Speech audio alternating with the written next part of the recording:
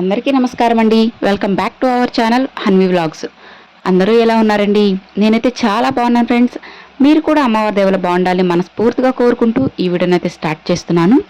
ఇక ఈరోజు వీడియోలో ఏంటంటే ఫ్రెండ్స్, ఇప్పుడు నేను చెప్పబోయే ఈ శక్తివంతమైన మంత్రాన్ని మీరు కేవలం 2 నిమిషాలు చెప్పుకుంటే సరిపోతుందండి. ఏం చేయనవసరం లేదన్నమాట.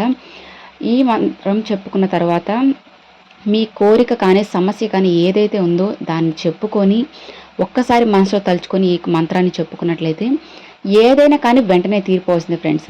ఇది 100% జరిగే తీరుతుందండి.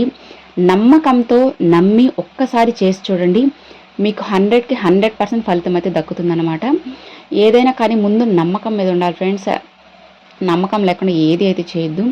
మరి ఈ మంత్రం చెప్పుకోవడానికి నియమాలు ఏంటి అని అంటే, పీరియడ్ సమయంలో ఒక్కటి మాత్రమే చెప్పుకోకూడదండి. మిగతా ఆహారానికి సంబంధించిన నియమాలు ఏం లేవన్నమాట. పీరియడ్ సమయంలో మాత్రం చెప్పుకోకూడదు. అబ్బాయిలు అమ్మాయిలు ఎవ్వరూ తేడా లేదండి. చిన్నపిల్లలు కూడా చెప్పుకోవచ్చు. ఎవరైనా కానీ ఈ మంత్రాన్ని చెప్పుకోవచ్చు అనమాట. కొంతమందిని కామెంట్స్లో పెడుతూ ఉంటారు, అబ్బాయిలు ఈ మంత్రాన్ని చెప్పుకోవచ్చా చెప్పుకోకూడదా మీరు చెప్పలేదే అని. అలా ఏం లేదండి. ఎవరైనా కానీ అమ్మాయిలు కానీ అబ్బాయిలు కానీ చిన్నపిల్లలు ఎవరైనా కానీ చెప్పుకోవచ్చు అన్నమాట.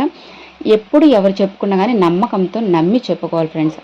ఆ నమ్మకం లేనిది ఏది జరగదండి. కాబట్టి నమ్మకంతో భక్తి శ్రద్ధలతో చెప్పుకోండి. తప్పకుండా మీకు మంచి ఫలితం అయితే కలుగుతుంది. ఇంకొకటి ఏంటంటే ఫ్రెండ్స్, మీరు ఎప్పుడైనా కూడా భగవంతునిపై నమ్మకం ఉంచాలండి. అది ఎవరైనా కానివచ్చు, మీ కులదైవం కానీ ఇష్టదైవం కానీ ఎవరైనా కానీ ముందు భగవంతునిపై ఖచ్చితంగా నమ్మకం ఉండాలండి. కొంతమంది దేవుడే లేడు ఇట్లా ఏం చేయడు అనుకుంటారు. అదంతా మీ భ్రమ. ఇలా జరిగే అంటే మనకి ఇప్పుడు కష్టాలు వస్తున్నాయంటే అది కేవలం మన కర్మ ఫలితాల వల్లనేనండి. అవి తొలగిపోవాలంటే అది కేవలం ఒక భగవంతుని వల్లే సాధ్యమవుతుంది. కాబట్టి దేవుడు లేడు రాడు ఏం చేయడు అని అనుకోకుండా భగవంతుడు ఉన్నాడు నాకు మంచి చేస్తాడు అని నమ్మి చేసుకోండి. తప్పకుండా మీకు అలానే జరుగుతుందన్నమాట. జరిగి తీరుతుంది ఫ్రెండ్స్. ఏదైనా కానీ ఆర్థిక ఇబ్బందుల వల్ల కానీ, అనారోగ్య సమస్యలు కానీ, డబ్బు పరంగా కానీ, లేదంటే ఫ్లాట్లు అమ్మాలన్నా కొనాలన్నా, మీ బంధంలో ఏదైనా మార్పు రావాలన్నా కూడా ఏదైనా కూడా మీరు భగవంతుని ప్రార్థించి మీ వంతు కృషి మీరు చేయాలండి. భగవంతుని ప్రార్థిస్తూ దానితో పాటు మీ పని మీరు చేసుకోవాలి. అలా కాకుండా కొంతమంది దేవుణ్ణే పూజిస్తూ నా పని కాలేదు అంటూ ఉంటారు. ఇది ఏ మాత్రం కరెక్ట్ కాదండి. ఒక భగవంతుని పూజిస్తూ మీ పని మీరు చేసినట్లయితే ఆ భగవంతుని సహకారం మీకు కలిగి, ఆయన ఆశీర్వాదం మీకు కలిగి మీ పనిలో మీరు విజయం సాధించగలరన్నమాట. కాబట్టి 2 ఉండాలి. భగవంతునిపై నమ్మకం ఉండాలి, మీ పనిపై మీరు దృష్టి పెట్టి పని చేసుకుంటూ ఉండాలన్నమాట. అప్పుడే మీరు ఏది కోరుకుంటే అది మీ చేతిలోకి వచ్చి పడుతుంది. ఇది 100% జరుగుతుంది. ఇలా ఇప్పుడు నేను చెప్పినట్లు ఎవరైతే చేస్తారో వాళ్ళు ఖచ్చితంగా జీవితంలో ఒక మంచి పొజిషన్కి అయితే వస్తారు. నేను ఖచ్చితంగా రాసి ఇవ్వగలనండి. ఇలా చేసి చూడండి ఫ్రెండ్స్, ఖచ్చితంగా మీకు మంచి ఫలితం అయితే కలుగుతుంది. మరి మనం చెప్పుకోవాల్సిన ఆ 2 నిమిషాల మంత్రం ఏంటి అనేది నేను స్క్రీన్ మీద కూడా ఇస్తానండి. ఒకసారి చెక్ చేసుకోండి. ఇది ఆ పరమశివుని మంత్రం అండి. ఆ మంత్రం ఏంటంటే, ఓం నమః శివాయ శుభం శుభం కురు కురు శివాయ నమః ఓం. ఓం నమః శివాయ శుభం శుభం కురు కురు శివాయ నమః ఓం. ఇది ఫ్రెండ్స్ ఈ మంత్రము. ఈ 2 లైన్ల మంత్రాన్ని మీరు కేవలం 2 నిమిషాలు చెప్పుకోండి. ఇంకా అంతకుమించి చెప్పుకోకూడదు అంటే చెప్పుకోవచ్చండి, మీ ఇష్టము. కానీ 2 నిమిషాలు ఎన్నిసార్లు వస్తే అన్నిసార్లు అండి.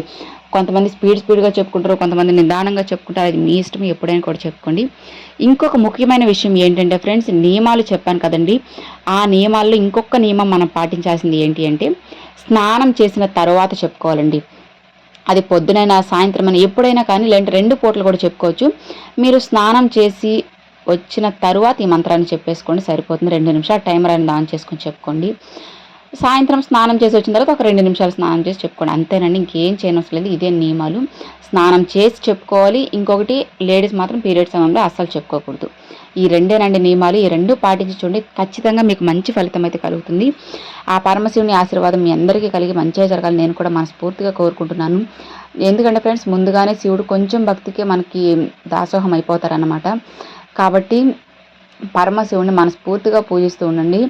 శివాజ్ఞ లేనిదే చీమ కూడా కదలదంటారు. ఆ పరమశివుని ఆజ్ఞ కోసం మీరు ఈ మంత్రాన్ని చెప్పుకోండి. తప్పకుండా మీకు మంచి ఫలితం అయితే కలుగుతుంది. ఇది ఫ్రెండ్స్ ఈ వీడియో. మీ అందరికి నచ్చినట్లయితే లైక్ చేయండి, మీ ఫ్రెండ్స్ అండ్ ఫ్యామిలీస్కి షేర్ చేయండి. ఫస్ట్గా మన ఛానల్ చూసారు సబ్స్క్రైబ్ చేసి సపోర్ట్ చేయండి ఫ్రెండ్స్. Thanks for watching.